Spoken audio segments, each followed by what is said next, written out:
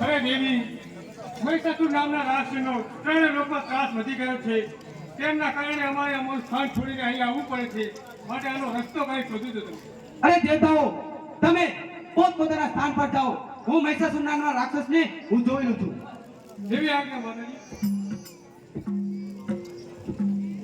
અરે લાવ મહિષાસુર નામના રાક્ષસનો ત્રાસ બહુ વધી ગયો છે.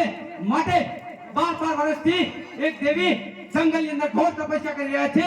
માટે હું હજુ હાલ ચારણને બોલાવું અને ચારણના હાથે તે દેવીને જગાડું. ચારણ આગળ થાઓ. પ્રણામ. અરે દેવી, અત્યારે બોલાવવાનું કઈ કારણ? અરે ચારણ, 12 વર્ષથી એક દેવી જંગલની અંદર ઘોર તપસ્યા કરી રહ્યા છે.